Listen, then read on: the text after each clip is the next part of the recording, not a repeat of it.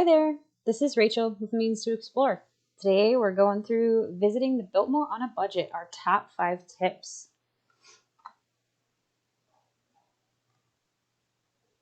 Why visit the Biltmore? This amazing chateau is 250 rooms built in the middle of the North Carolina mountains. It is modeled after European castles. It's got gardens that match. The grounds were literally shaped to be the best they could be for this area. It was built by a Vanderbilt at the turn of the 20th century, and he spared no expense in his bachelor pad, his 250 room bachelor pad.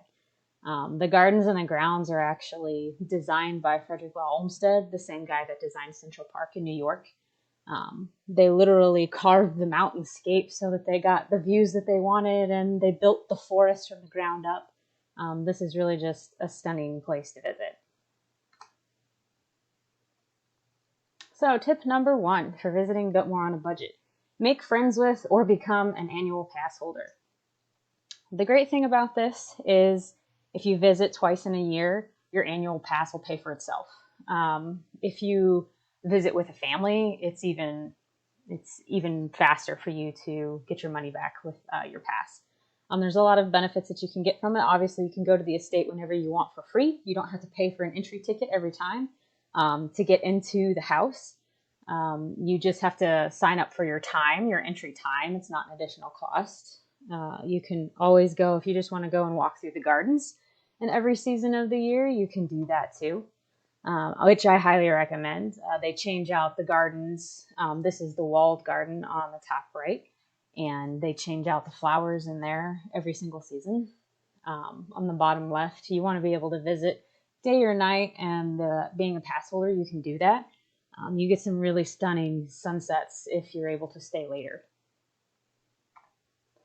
Tip number 2, don't stay at the hotels on the estate if you want to save your budget. Now, they do have 2 amazing hotels on the estate property.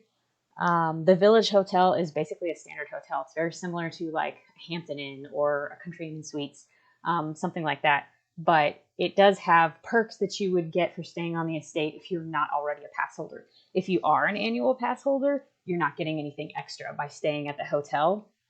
It's really just paying for the privilege to stay there, which there are plenty of hotels that are right outside the estate entrance that are cheaper for the same quality. Now, the inn at the Biltmore Estate is a 5-star experience, which is definitely worth a splurge if you ever wanted to do that for a special occasion. But if you're trying to visit the Biltmore on a budget, you're not going to stay at the inn.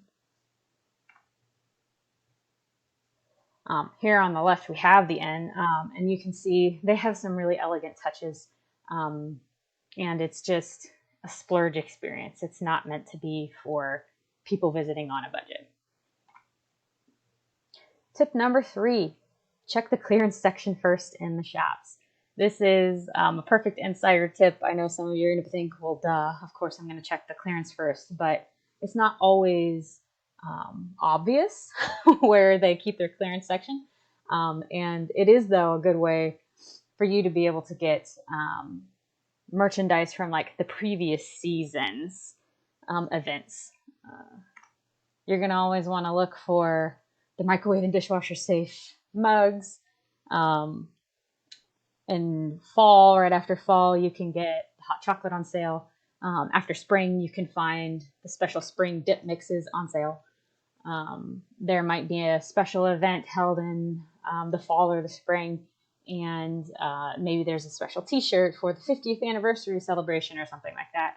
You'll be able to find those much cheaper in the clearance section than if you had bought them full price in the season you were visiting.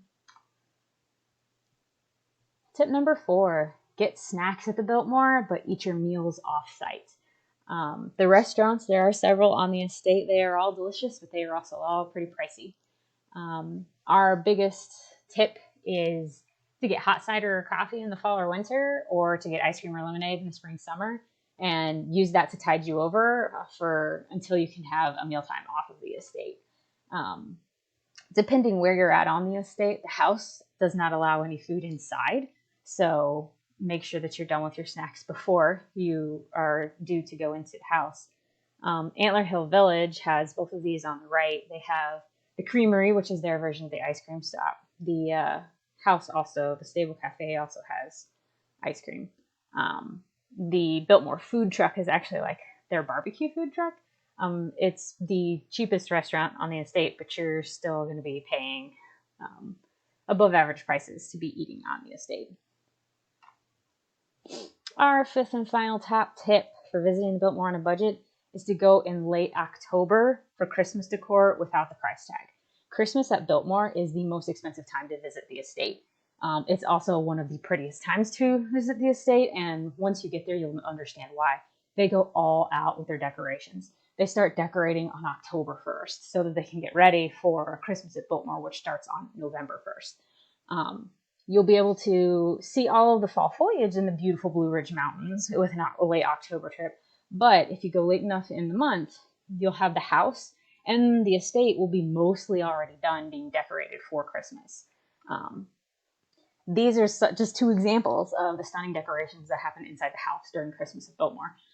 The right is actually from Candlelight Christmas at Biltmore. That is a nighttime exclusive event during Christmas where you actually purchase a special ticket to go into the house at night.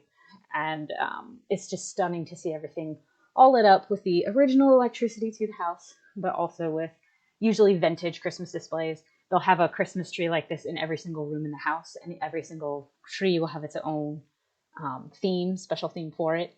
And it changes every single year, so you can go multiple years in a row and you won't see the same thing twice.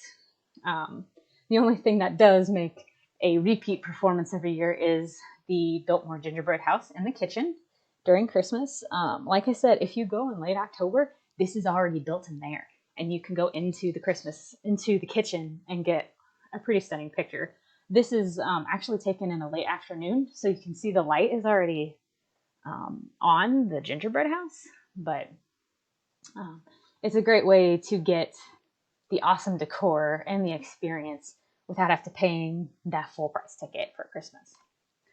Now, I hope these tips were helpful, and we have plenty more on our website. If you go scan that QR code, it'll take you to our post specifically with 35 plus helpful tips for visiting the Biltmore on a budget. We cover everything from admissions to logistics to dining and shopping.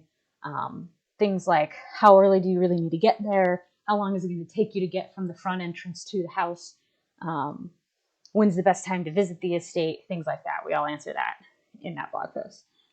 We hope this was helpful. If you have any questions or comments, leave them in the comments below. Please like, subscribe, and follow. It really helps us out. Thank you.